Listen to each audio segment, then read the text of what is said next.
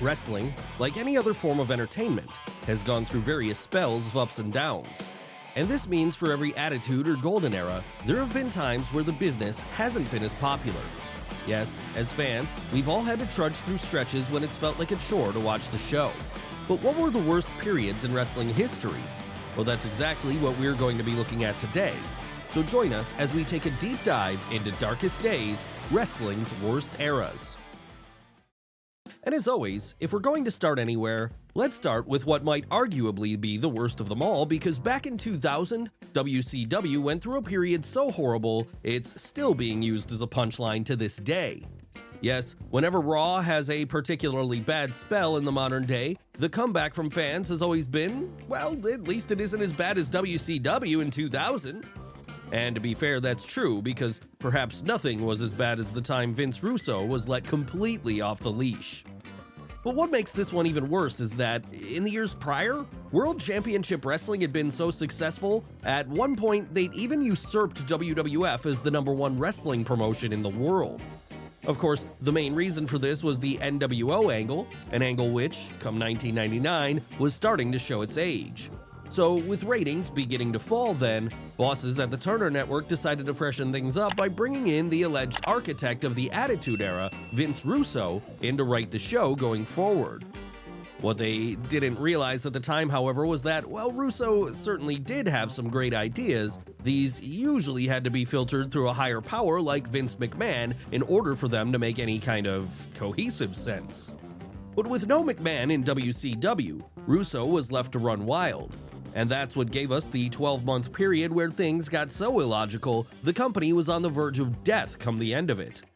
Seriously, among the stupider things to happen this year were the endless things on a pole matches, the constant stream of storylines which went nowhere, the whole Hulk Hogan bash at the beach scenario, and the decision to, at one point, reboot the entire show and strip every one of their titles in the process.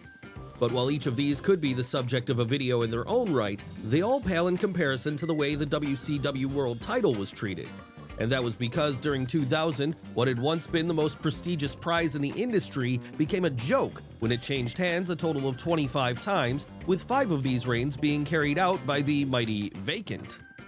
Of course, even Vacant wasn't the worst champion here though, because not only did Vince Russo himself win the world title at one point, but in an even more controversial move for fans, Scream actor David Arquette became the de facto best wrestler in the world when he pinned Eric Bischoff on the April 25th episode of Thunder.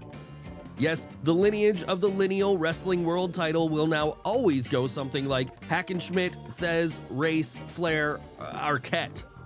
After WCW went under in 2001, however, the claim to who held the real lineal belt started to get a little muddier, with one potential line taking us all the way to modern-day TNA. But this isn't exactly a great thing for many fans, because in recent years, that company's gone through various struggles of their own. And one of the worst times they had to fight through came in 2014, when it felt like they were on the verge of going under. How did this happen? Well, despite being a solid alternative to WWE during its early days, by the time the 2010s rolled around, mismanagement from Dixie Carter had seen TNA become a shell of its former self. And this would all come to a head in 2014 because, after both co-founder Jeff Jarrett and top homegrown star AJ Styles left, it meant the soul of the company was taken along with them. But that wasn't even the worst of it. No, things would only continue to slide, as over the rest of the year, TNA stalwarts such as Sting, Christopher Daniels, Chris Sabin, and the Dudley Boys also made their exits stage right as well. Still, even if the talent pool was thin and the booking was struggling to match up to years past, at least they still had a good TV deal to fall back on, right? Well, no. Because in what was almost the final nail in the coffin for the whole company, Spike TV dropped them in November. And this meant that, without an immediate new home to go to, there was now suddenly no place for TNA to reach its fans on a weekly basis. Sure, they would eventually find somewhere with Destination America, but even that wasn't a suitable long-term fix, as this channel was available in such few homes, it meant most couldn't access it. Somehow, though, TNA would end up limping through and surviving for long enough to get acquired by Anthem Entertainment in 2017. But even after that happened, they'd have to go through an arguably worse era when the Great Global Force Wrestling merger occurred. Well, we say great, but it wasn't exactly as noteworthy as the USWA and CWA in the 80s or WWF and WCW in the 2000s. No, what this was instead was Jeff Jarrett making his return to the company he helped found with his new baby in tow. That's right, after leaving TNA in late 2013, Jarrett had formed a new company in Global Force Wrestling. But while he initially hoped to make this a major new player in the industry, by the time 2017 came around, it was clear it was going nowhere outside of a now infamous gold-selling pyramid scheme. So, seeing the writing on the wall, Jeff decided to get back in touch with his former company and see if they could help each other out. After all, even if TNA had now been acquired by Anthem, they still needed something to get them back in the conversation. And as far as the former WCW champion was concerned, the best way to do this was to have the two companies merge and then use their combined might to reach the next level.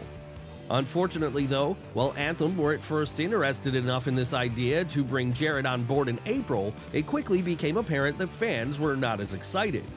And that was because with TNA now fully rebranding itself as GFW, any history the latter promotion had felt like it was being wiped away. On top of this, with both companies' titles still being in play, it confused those watching as it became unclear which ones were supposed to be important now and which ones weren't. So perhaps that's why, by October of that same year, the whole thing was scrapped when Anthem pulled the plug and instead rebranded TNA as Impact Wrestling, now minus any GFW involvement. Yes, it was a sad end to what, in different circumstances, might have been a more promising idea. But for as much of a failure as it was, at least it was kept to a relatively low scale, something which can't be said for the abysmal merger of philosophies that was WWECW in 2006.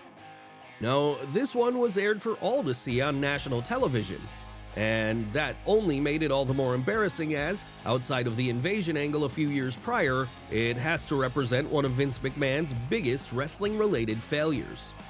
But then, it was never going to be good, because Paul Heyman's Extreme Championship Wrestling had always been the very antithesis to McMahon's brand of sports entertainment. That's what made it so popular during the mid-90s, in fact, a period when, while WWF were going through their own troubled era we'll get to in a moment, ECW were creating the template for where the industry was going at the turn of the millennium, a hyper-violent product which New York would liberally steal from. By the time 2006 came around, however, sponsorship deals meant Vince McMahon had toned down his show a lot. So when he announced plans to fully revive the ECW brand following the success of the One Night Stand pay-per-view the year prior, fans were cautious, to say the least.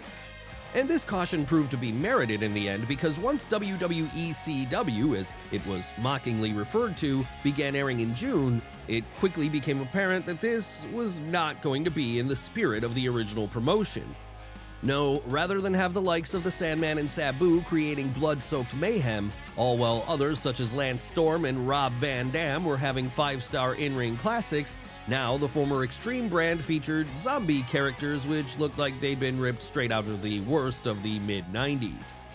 And as if that weren't bad enough, seeing ECW less as its own thing and more of a developmental show for Raw and SmackDown, the boss soon began pushing figures like Bobby Lashley and The Big Show to the title scene, rather than new performers more in the mold of what the Philly promotion had once been. So needless to say, all this led to the whole thing quickly being labeled a disaster, so much so that later that year, Paul Heyman himself would be out after the failure of the brand's lone pay-per-view effort, December to Dismember. And a few years following on from there, WWECW was dead altogether. Unfortunately though, what replaced it wasn't much better, because rather than create a developmental show in its wake which could let exciting new talent shine, WWE decided to form NXT in 2010.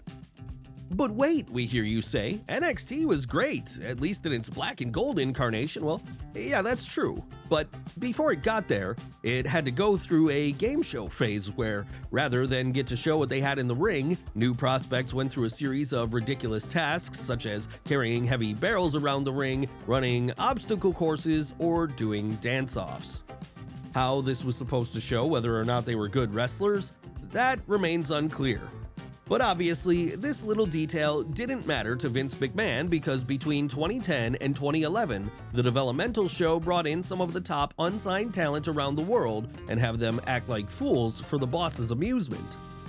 Seriously, during that 2-year period, names like Bray Wyatt, Wade Barrett, and Daniel Bryan would all first get introduced to WWE audiences in the worst way possible. So it's a testament to their talents then that they were able to overcome such horrible beginnings and each go on to become stars to varying degrees. But not everyone was good enough to overcome this bad start, and as a result, potentially big future names were killed off before they even had a chance to properly get going. Yes, as developmental shows go, this one had to serve as one of the worst ever. So thankfully in 2012, the whole thing would be revamped as the Triple H-led Black and Gold brand, which most fans now better remember it for being. That said, while this was happening, main roster WWE was still struggling to overcome its flaws. And nowhere was such a thing better represented between 2011 and 2016 than on the wasteland of relevance, which was SmackDown. Sure, prior to and during the first brand extension, the Blue brand had served a purpose as being a second top show, one which was often better than the flagship Raw. Once that brand extension officially came to an end in 2011, however, any importance SmackDown had quickly filtered away as all of Vince McMahon's attention was spent on Monday nights instead. And this meant that if there was anything of importance going on, it happened on the Red brand and the Red brand only. So thank God things changed in 2016 because after the brand extension was revived, SmackDown suddenly went live on Tuesday nights, now complete with its own roster of main event stars like Dean Ambrose, AJ Styles, and Becky Lynch. But while this was enough to save the show, it hasn't erased the nightmares of what it was during those dark days when watching wrestling on a Friday night was just about the biggest punishment you could give to a fan. Still, at least there were fans in attendance to give the whole thing an atmosphere, the same of which certainly can't be said for the period we'd all like to forget, and that was 2020. Yes, this was the time when, as the result of a worldwide lockdown, everyone was forced to stay at home and no one was able to attend wrestling shows as a result. But how did each company deal with this? Well, in largely different ways as it happened, because while many smaller promotions would have to shut down completely for a few months, others with TV deals to worry about, such as Impact, kept going in empty warehouses with only a few wrestlers in attendance to simulate the atmosphere of a crowd. And as far as AEW and WWE, well, while they would find better solutions, neither of these were great either, because despite AEW holding shows in the open-air amphitheater of Daly's Place, a location which eventually allowed them to have a small crowd of fans watch the show, the amount of people there was rarely enough to generate much noise on TV. Over in WWE, meanwhile, with Raw and SmackDown being filmed indoors, it meant no fans could be in attendance, and instead, shows were held in front of a giant screen of people watching from home. Sure, it was better than nothing, but the video wall didn't exactly create an atmosphere the wrestlers could play to. And it didn't create any noise either, meaning piped-in fake audio had to be used throughout this period. Of course, what makes the whole thing an even greater shame is that there were still some excellent matches and moments during this time, such as the majority of Jon Moxley's first world title reign and the rise of Hangman Page over in AEW, as well as the debut of the Bloodline and the main event program between Sasha Banks and Bayley back in WWE. That said, for as good as each of these were, it never felt right, because as we all quickly learned, fans are crucial to the success of a wrestling show. So if they're not there making noise and acting as the fourth man in the ring, then no amount of great matches or angles are ever going to be able to act as a substitute.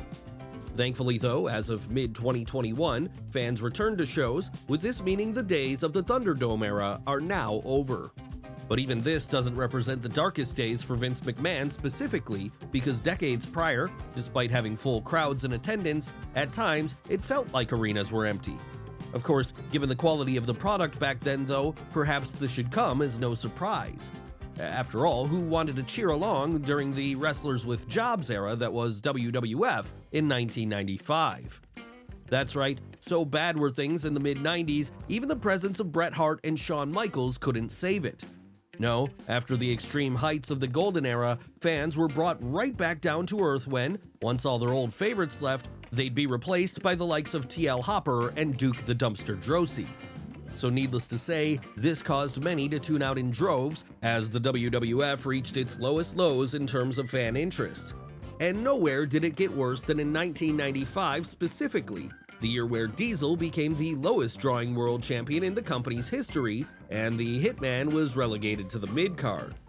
But that wasn't all though, because not only did an all-time bad pay-per-view take place when Mabel won the King of the Ring in June, but at SummerSlam in August, an all-time bad main event took place there too, when the big man almost crippled Big Sexy.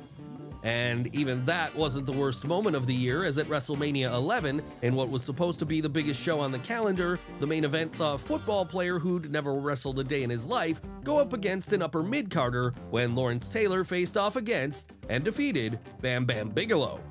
Did this remove much of the prestige from the event? Yes, and it only made the debut of Nitro over on the other channel a few months later feel that much more enticing as a result. That said, it wasn't the last time WWE flirted with having outside celebs play a key role on their show, because years after this, in 2009, Raw saw the birth of the guest host era. And if you need any evidence of why this one was a horrible idea, you only have to go back and watch the footage of the various celebrities being brought in to host the show every Monday night. Yes, while the occasional figures such as Snoop Dogg may have been legitimate fans, for the most part, these were outside stars coming in to promote their latest movie, all while having no understanding of what pro wrestling was. Hell, when Entourage star Jeremy Piven infamously hosted Raw on August 3rd, 2009, he thought the upcoming pay-per-view was called Summer Fest. So the real question then is, why do this at all? Why make your product look small-time by having people on it who don't know anything about it? Well, the reason for that had everything to do with ratings. After all, with the viewership plummeting every week by now, something had to be done to get them back up again. It's just a shame Vince McMahon realized too late that this was not the way to do it. But he did realize eventually, as in June of 2010, the era of the guest hosts mercifully came to an end. The only problem was the thing it was replaced with here was arguably even worse. Yes, this was the era of the anonymous Raw general manager. We can all hear it in our nightmares even now, that ding which signaled a message had come in from the mystery GM and that Michael Cole was about to get on the mic and read it out. Seriously, not since the days of George Steinbrenner on Seinfeld has an unseen character ever drawn so much heat from its underlings. It didn't matter if it was a heel or a babyface, everyone could agree that the anonymous GM was the worst. And this opinion wasn't just limited to the wrestlers either. No, fans regularly groaned at the mystery figure's antics too, as they rarely, if ever, made for entertaining TV. That said, it might have been better in hindsight had the whole thing been given a satisfactory payoff, but as we all know now, the writing team had no idea who was behind it in kayfabe, and this meant there was no way of leaving any clues to be solved down the line. So when it was eventually revealed that Hornswoggle was the man behind the curtain, then it didn't really make any sense and certainly didn't leave audiences feeling satisfied. No, all they felt was more upset than they'd been before because, as it turned out, they wasted all their energy watching this angle for nothing. And of course, the worst part of this entire reveal was the fact that it didn't even come at the climax of the storyline. No, it came a year after it ended when most people were already trying to forget about it. So what was the point of doing it all then? Well, one phrase answers that question: Vince McMahon's juvenile sense of humor. But what about some of the worst times from the women's roster in WWE? Well, a large amount of these times would happen in the early 2010s. That's right, the beginning of the last decade was a particularly dark time for WWE's women's division because with the likes of Trish Stratus, Lita, and Mickie James all now gone, very little was left in the way of star power. And this meant women's matches during this era usually featured performers such as Kelly Kelly, Brie Bella, or Oksana, and didn't exactly have the makings of five-star classics. And with few of the women on the roster being known for their in-ring skills, they'd get very little time to wrestle each week, a situation which only continued when more experienced in-ring workers such as AJ Lee entered the picture around 2013. By that point though, with it being clear the female talent on the roster had now gained more experience, fans knew that they needed longer matches. And that was what led to an online movement starting where audiences demanded the company give divas a chance, a movement which luckily worked in the end as, over the years which followed, we get the rise of people like Becky Lynch and Sasha Banks. And with wrestling now being in one of the better eras in recent memory, we can count ourselves lucky that the times we've looked at in today's video are a thing of the past.